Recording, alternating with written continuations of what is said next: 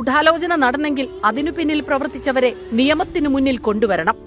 ശരിക്കും പറഞ്ഞാൽ നമ്മുടെ വിക്ടിമിന് ശരിക്കും ജസ്റ്റിസ് കിട്ടിയോ? നിങ്ങളുടെ അഭിപ്രായം എന്താണ്? അതായത് ഞാൻ ഒരു കാര്യം ചോട്ടെ, ഈ പൾസർ സുനി ഇത്രയും റിസ്ക് എടുത്ത് ഈ ഒരു കാര്യം ചെയ്യണമെങ്കിൽ അതായത് പുള്ളിക്കാരിയായിട്ട് ഈ വിക്ടിമായിട്ട് വേറെ പേഴ്സണൽ ആയിട്ടുള്ള ഗ്രജോ കാര്യങ്ങളോ ഒന്നുമില്ല, വേറെ പേഴ്സണൽ ആയിട്ടുള്ള ഇടപാടോ കാര്യങ്ങളൊന്നുമില്ല. പുള്ളിക്കാരൻ ഇത്രയും പ്ലാൻ ചെയ്ത് ഇത്രയും ഒരു എക്സിക്യൂഷൻ നടത്തണമെങ്കിൽ പുള്ളിക്കാരന്റെ പിറകിൽ ഒരാളുണ്ട്.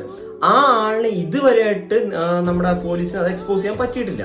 അപ്പോൾ ആ ആളല്ലേ രക്ഷപ്പെടുന്നത്? ശരിക്കും പറഞ്ഞു കഴിഞ്ഞാൽ പൾസർ സുനിയും മറ്റേ 5 പേർ 6 പേർക്ക് ശിക്ഷ കൊടുക്കുന്നുണ്ട്. അത് 12-ാം തീയതിത്തേക്കാണ് വിധി വെച്ചിരിക്കുന്നത്.